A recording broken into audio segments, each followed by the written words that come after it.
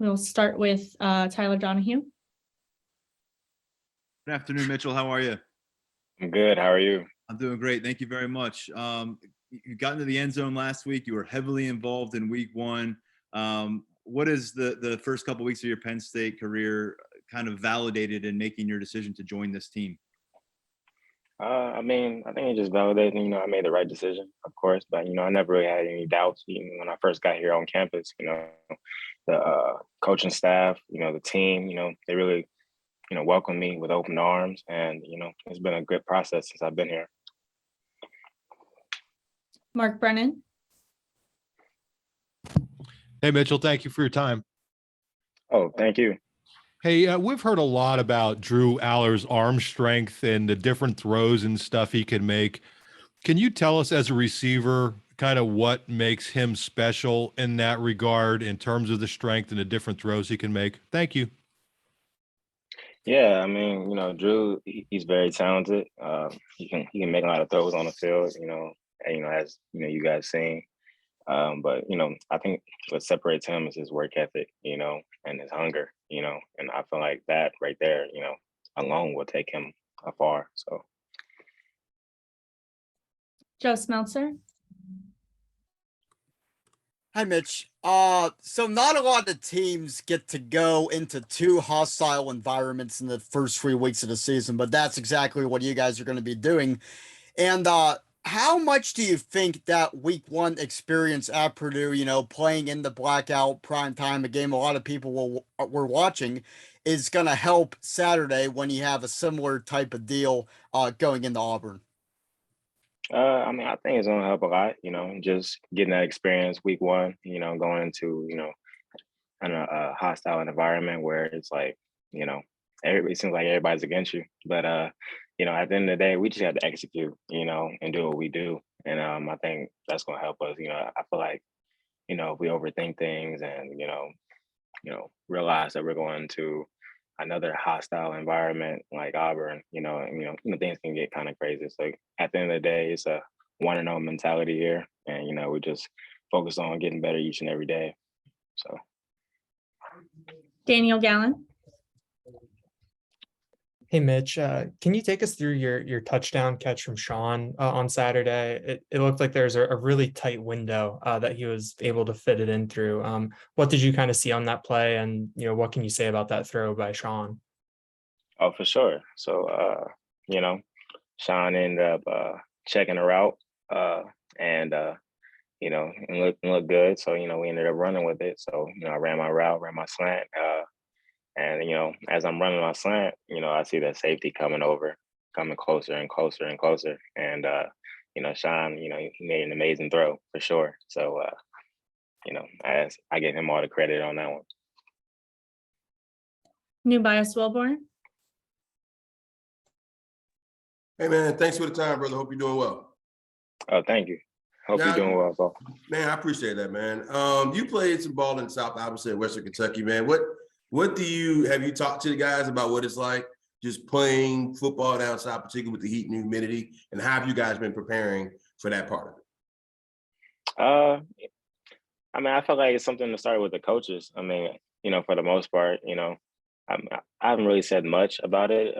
At the end of the day, it's just hydrating. I feel like Coach Franklin preaches that a lot. And, we've been really big on hydration, just since the start of the season. So, honestly, I think if we, handle our hydration and, do what we're supposed to do on and off the field, the humidity and all that stuff shouldn't be a problem. Donnie Collins. Hey, Mitch. Sean said you've done a good job coming in, being the veteran guy, even though you're new, being the veteran guy coming in and teaching some of the younger receivers what you know through your experience. How much do you enjoy that kind of a teaching role, even being the new guy? I feel like I really enjoy it because, coming into college as a younger guy, it was like, you always look to those leaders, to help you learn the way and how to be a great athlete, student, even professional. So, at the end of the day, it's something that I feel like is right for me to do. I feel like, passing the torch, not to just one person, but, to everybody that's willing to listen. You know, I mean, it's the most important thing. You know, helping the people coming behind me. So.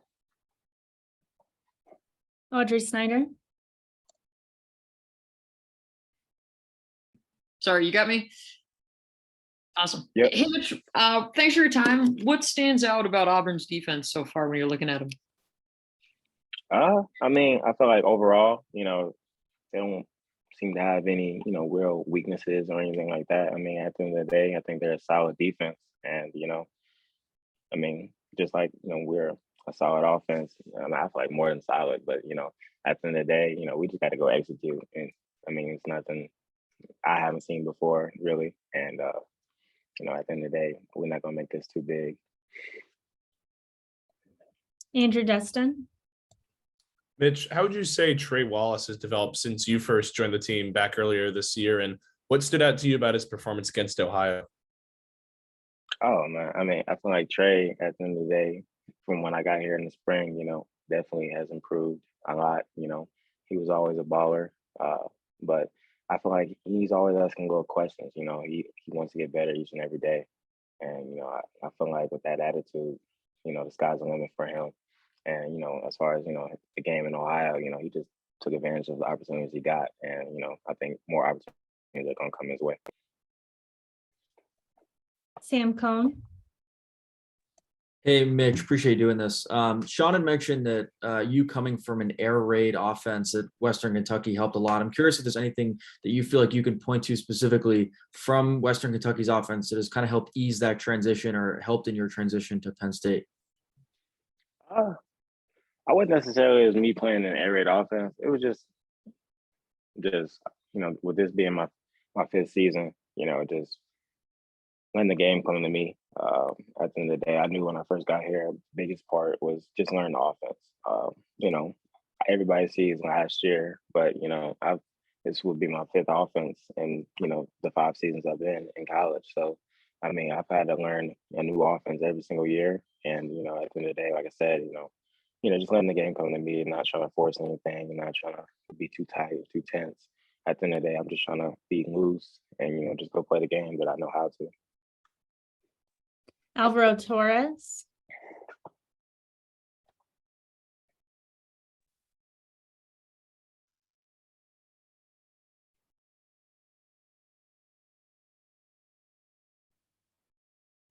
We're not getting any audio from you.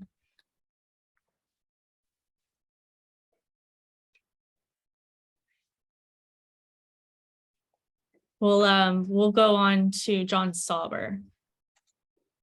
Hey, Mitch, how are you? I'm good. How are you? I'm doing good, thanks. James has mentioned that you're a tap guy. You and the other starting receivers are. What is that like for you to sort like? Is there an inner battle sort of to not want to come out of the game, even though knowing you kind of need the breather? And you know, do you try to tap, I guess, as little as possible? Can you repeat that first question you asked again? Sorry. James mentioned that you guys are tap guys, the starting receivers. Is there like an inner battle for you and like deciding if you actually want to tap out of the game because you want to be out there so much, or is it something where you kind of know yourself well enough? I mean, you know, at the end of the day, you know, when it comes to that, I feel like for me, like I believe in the guys that are behind me, you know, as far as, you know, second, third string, you know, they can come in and make plays just like I can. So, I mean, at the end of the day, if I had to come out the game, you know, I believe in those guys.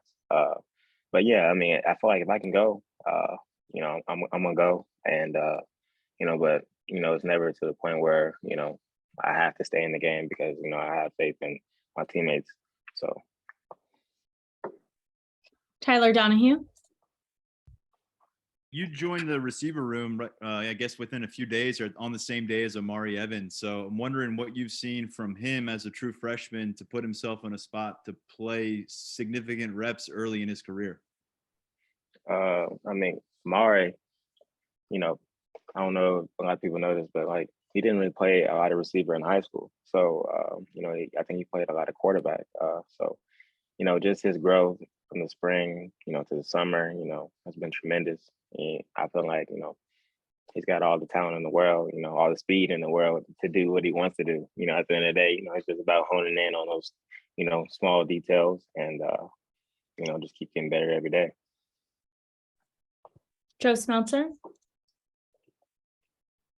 Hi, Mitch. Kind of talk about the relationship that you and Parker have built up. Oh yeah, me and Parker. I mean, I say that's like my best friend. You know what I mean? Obviously, coming into this situation, you look to create friendship and that type of thing. But I feel like this is definitely something, a relationship that we've created that even after football, after Penn State, we'll definitely be still connected. It's just that he's just a great guy to be around. We're always hanging out. Either playing video games at the field, getting extra catches in. Just I feel like he's a grinder just like I am. So we ended up meshing really well. Daniel Gallen. Hey, Mitch, we saw Jaden Dotton pretty early on Saturday, and he's someone who hasn't played in a lot of games during his time at Penn State. How would you, I guess, scout him as a receiver, and what have you seen behind the scenes from him during practice, during camp, and into this year? I would say J-Dot, I mean, for the most part, I mean, I feel like he can do everything that you ask him to do. Right now, he's in the slot, but he can go play on the outside as well. He runs great routes, gets in and out of his breaks well. Catching the ball is real smooth. I feel like he's like a real technician out there. So I feel like when his name's called, he'll be ready also. Donnie Collins. Mitch, how many questions when you were a young receiver did you ask the veteran guys who were around you? What kind of questions were they, and who are some of the guys that you were most comfortable going to, even dating back to your days in JUCO? Oh man, I mean, I feel like it was a daily process, a daily thing. I knew for me, I always asked questions about things I was weak at that they might have been strong at. So like a guy like Jalen Irwin, he ended up going to UCLA out of Hutchinson Community College, the JUCO I was at. But I feel like he was really good at his releases and getting in and out of his breaks, and those are things I was trying to get better at. So like I really watched and studied him every single day, and for sure. I mean, I feel like him and his leadership, and the way I see him work every single day, helped me. So.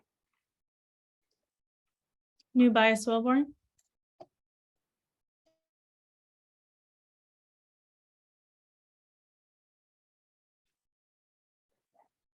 Sorry about that. One more thing for me, just and by the way, thanks for Chelsea for hooking me up as well. When you look at the secondary with Auburn, what have you noticed in your study with those guys particularly? I feel like overall, they're great athletes, for sure.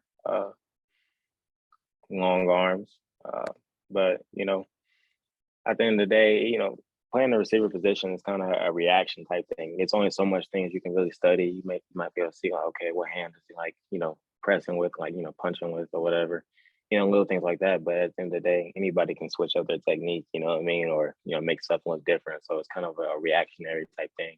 So, at the end of the day, it's all about us honing in on, the details and, executing the things we know how to do. So I feel like that's what's going to, help us in this next game. Alvaro, do you want to try again, see if your audio is working? Yes. It's okay. Yep, we gotcha. Yeah. Sorry for before. Well, hi Mitchell. Thank you for your time. Well, my question is, how has your experience at Hutchinson Community College helped you at Western Kentucky and now at Penn State? And how do you think you can implement this experience against Auburn? Okay, so I mean, I feel like starting off, I walked on to my junior college out of high school. I didn't have any offers out of high school. So, the hunger and, the fact that I knew that I could eventually play at this level, you know what I mean?